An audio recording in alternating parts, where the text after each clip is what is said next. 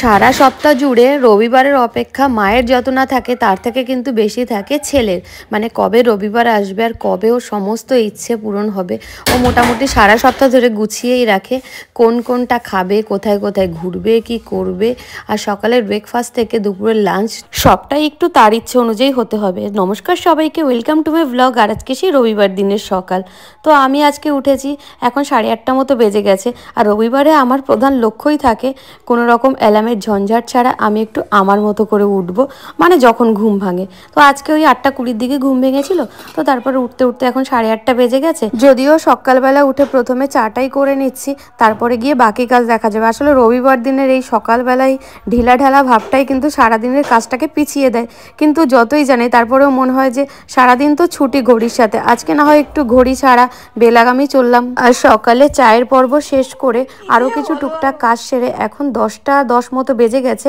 আর আমি যাচ্ছি বাজারের দিকে, যদিও একটু বেলা হয়ে গেছে। তারপরে কিয়ানের কিন্তু আজকে বিশাল একটা ডিমান্ড আছে, যেটা আমাকে পূরণ করতেই হবে।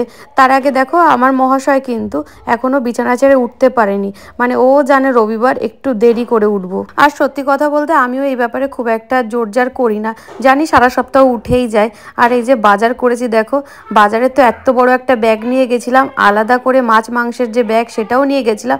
তারপরে এত বাজার হয়েছে যে কিছু বাজার আমার গাড়ির ডিকির মধ্যে ঢুকিয়ে আনতে হচ্ছে, তো সেগুলোকে গাড়ির ডিকি থেকে আবার ঝুড়ি করে ঘরের মধ্যে আনলাম। আর যেহেতু আমি সারা সপ্তাহ কম বেশি ব্যস্তই থাকি, তো বেশিরভাগ বাজারটা চেষ্টা করি রবিবার দিন করে নিতে। আর মাঝখানে 2-1 দিন যদি যাই, সেটা সাধারণত মাছ কিনতে বা মাংস কিনতে, খুব বেশি বাজার তখন করি না।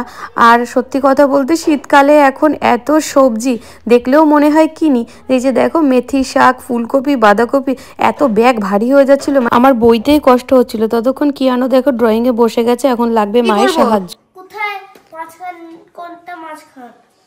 কিসের মাঝখান? খাতার? ও এই যে এই যে এই যে এই যে এই জায়গাটা মাঝখান, এই জায়গাটা মাঝখান। কোন জায়গাটা দেখালে? এইটা? হ্যাঁ হ্যাঁ হ্যাঁ, একদম ঠিকঠাক। ঠিক আছে, করো, গুড বয়। হ্যাঁ, আর ও বসে গেছে ওর হোমওয়ার্ক করতে, আর আমি বসে গেছি আমার ব্রেকফাস্ট বলতে গতকালকে ভাত করা হয়েছিল রাতে, সেগুলো একটু বেশি বেঁচেছিল, তো ওইগুলোকেই এখন আরেকটু গরম করে নিয়েছি। আর সাথে একটু সবজি ভেজে নিয়েছিলাম আর ডিম অমলেট, ব্যাস এতটুকুই ব্রেকফাস্ট। না না না, তুমি তোমারটা করো, আমি আমারটা করছি। আমরা বসে থাকবো না, না আমরা সময় নষ্ট করবো না। আর খেয়ে উঠতে উঠতে বলছে, মা তুমি আমার পাশে বসে থাকো। কিন্তু পাশে বসা তো সম্ভব নয়, তাই ভাবলাম রসুনগুলো ছাড়াতে ছাড়াতে ওর পাশে বসি। আর অমনি সে আমার সাথে কাজে যোগ দিয়ে দিয়েছে। মা আমিও একটা ছাড়াই, আমিও তো একটু করে দিই। এর খানিকক্ষণ বাদে আবদার হচ্ছে, মা তুমি কোনো কাজ করবে না, আমার সাথে সাথে আমার পাশেই বসে থাকবে। তো আমি সমস্ত কাজ বন্ধ দিয়ে এখন ওর পাশেই বসে রয়েছি। ও কাজ করছে আর আমি ওকে এইভাবে করে বলছি, এইভাবে আমাকে জড়িয়ে ধরে থাকো, আমি আমার ড্রয়িংটা কমপ্লিট করছি। আর এই তো ওর সমস্ত আবদার মেটাতে মেটাতে অলরেডি ঘড়ির কাঁটা 12:30 বেজে গেছে। আমি এখনও রান্না কিছু শুরুই করিনি। তার উপরে সব থেকে বড় ডিমান্ড ছিল আজকে রবিবার দিন বিরিয়ানি বানাতে হবে। মানে এর মাঝখানে আমরা কয়েকটা রবিবার করে এদিক ওদিক নিমন্ত্রণ ছিল, তো সাধারণত বাড়িতে তেমন কিছু স্পেশাল রান্নাও করিনি, আর বিরিয়ানিও বানানো হয়নি। আর বিরিয়ানিটা বানাতে গেলে সাধারণত দুপুরে বানানোই ভালো, যেটা রবিবার দুপুর ছাড়া আমার সারা সপ্তাহে খুব একটা সময়ও হয়ে ওঠে না। তো যার জন্যে ও কিন্তু মানে এই সপ্তাহ শুরু থেকে গুনছিল, মা রবিবার আসবে আর তুমি আমাকে বিরিয়ানি বানিয়ে দেবে কিন্তু। আর ছেলে বলেছে, ছেলের এইটুকু আবদার মা রাখবে না তা কি হয়? আর সত্যি কথা বলতে ও যতই নিমন্ত্রণ বাড়িতে যা কিছুই খাক না কেন, তার থেকেও বেশি পছন্দ করে আমার এই ঘরে বানানো বিরিয়ানিটা। মানে নিমন্ত্রণ বাড়িতে যা স্পেশাল মেনু হোক না কেন, তাতে কিন্তু তার খুব একটা মন ভরে না। ওর থেকে বরং ওকে একটু বাড়িতে বিরিয়ানি বানিয়ে দিলে ও ভীষণভাবে খুশি হয়। তো এই যে বিরিয়ানি বানাতে শুরু করার প্রথমেই দেখছো পেঁয়াজটাকে করে নিলাম বেরেস্তা। এবার এদিকে মাংসটাকে বসাবো। আর মাংসটা বসানোর জন্য যে পাত্রে আমি বিরিয়ানি করব, সেই পাত্রতে কিছুটা তেল ঘি গরম করে নিয়ে কিছুটা পেঁয়াজ ভাজতে বসিয়ে দিয়েছি, একটুখানি গোটা গরম মশলা ফোড়ন দিয়েছি। এটা কিন্তু না দিলেও হয়, মাঝে মাঝে দিই মাঝে মাঝে দিই না। তো পেঁয়াজটাকে খুব ভালো করে ভেজে নিয়েছি। এবার এর মধ্যে মাংসটা ঢেলে দেবো, দিয়ে একটু নাড়াচাড়া করব। আর আমার এই বিরিয়ানিটা মোটামুটি যেই খায় তারই ভালো লাগে, জানি না কেন। আমি কিন্তু খুবই সাধারণভাবে বানাই, মানে খুবই মশলা কম, তার জন্যে কিন্তু খেলে খুব একটা অসুবিধাও হয় না। তো যারা লাইট বিরিয়ানি খেতে পছন্দ করো তারা একবার আমার এই রেসিপিটা ট্রাই করে দেখতে পারো। যদিও এখানে আমি কি কি দিলাম খুব একটা কিছু বলছি না, কিন্তু আমার আগের ভিডিওতে অনেক বিরিয়ানি রেসিপি আছে, তো সেগুলো একবার চাইলে দেখে নিতে পারো। এখন এই যে দিয়ে দিলাম একটুখানি আদা রসুন আর কাঁচা লঙ্কার পেস্ট, ব্যাস এবার এটাকে জাস্ট সেদ্ধ হতে দেবো, কোনো কষানোর ঝামেলাই নেই। আর দিয়ে দিলাম ঢাকা চাপা, ব্যাস ততক্ষণ দেখো। আর এই যে ওঠো, চান করে এরকম যাও যাও যাও যাও যাও, কিচেন থেকে বেরো, যাও কিচেন থেকে বেরো। আর এখন আবদার একটু কোলে করে আমাকে ওই ঘরে নিয়ে যাও। চলো চলো, আমি কোলে নিতে পারি না, এই দেখো কোলে নেওয়া যায় এভাবে করে। আমি করছি রান্না, ও এসে স্নান করে এখন ওকে কোলে নিতে হবে, যার জন্য সে নিচেই বসে পড়লো কোলে না নেওয়ার জন্যে। কিন্তু আবার পরে মুড চেঞ্জ হয়ে এখন দেখো এই যে র্যাবিটের মতো জাম্প করতে করতে করতে করতে ঠিক চলে যাচ্ছে।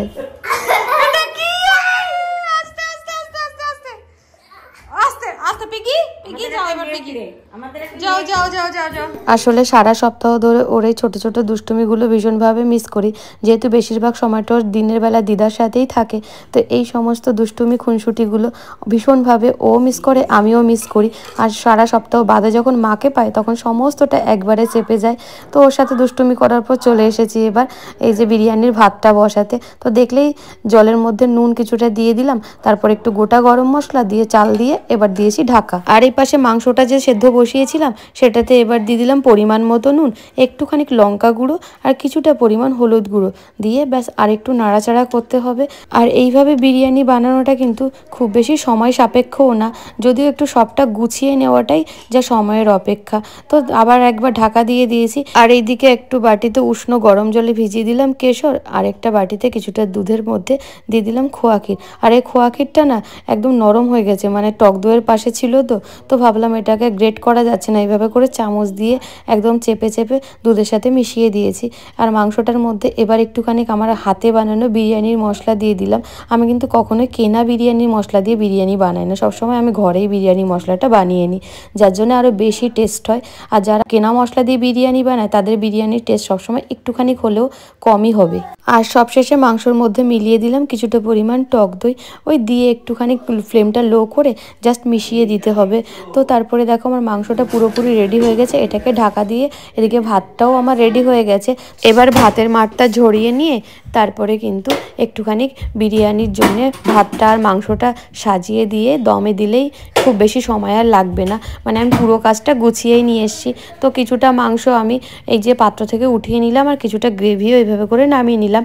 এবার বাকি মাংস আর যে গ্রেভি ছিল তার উপর ভাতটাকে এইভাবে করে লেয়ার করে দিয়ে দিচ্ছি, যেটা কম বেশি সবাই জানে, একটুখানি মশলা তারপর আবার বাকি মাংসটা দিয়ে এইভাবে করেই করতে হবে।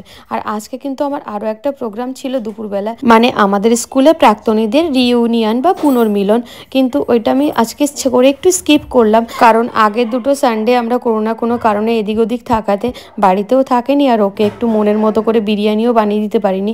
তো আজকে ভাবলাম সেই সুযোগটা আছে, তো ওটাকে আমি ইচ্ছে করে একটু ক্যান্সেল করে বাড়িতেই থেকে গেলাম। তো চলো কথা বলতে বলতে আমার বিরিয়ানির সমস্ত লেয়ারিং কমপ্লিট হয়ে গেছে। এবার এই যে অ্যালুমিনিয়াম ফয়েল দিয়ে একটুখানি ঢাকা লাগিয়ে দেবো। তো প্রথম 10 মিনিট ডাইরেক্ট ফ্লেমে, তারপরে 20 মিনিট তাওয়ার ওপরে দিয়েছিলাম আর 10 মিনিট রেস্টে, ব্যাস আমার বিরিয়ানি একদম রেডি। আর দমে লাগিয়ে দিয়ে আমি ততক্ষণে স্নানও কমপ্লিট করে এসেছি। এবার আমাদের লাঞ্চ করার পালা। তো সবার আগে আমার মহারাজের জন্য মহারাজা থালি রেডি হচ্ছে, তারপরে আমিও নিয়ে বসে গেছিলাম। আর তার থেকেই চলো আজকে রিভিউটা নিয়ে নেওয়া যাক যে আজকে বিরিয়ানিটা ঠিক খেতে কেমন হয়েছে। ভালো আছে? দেখি দাও, একটু দেখি দাও মাম্মাকে কেমন হয়েছে, দেখি দাও। আর এই তো ও দেখিয়েই দিল কেমন হয়েছে। আমাদের সানডে ঠিক এইভাবেই কাটে। তো দেখা হবে পরের ব্লগে, আজকের ব্লগটা এখানেই শেষ করছি, টাটা।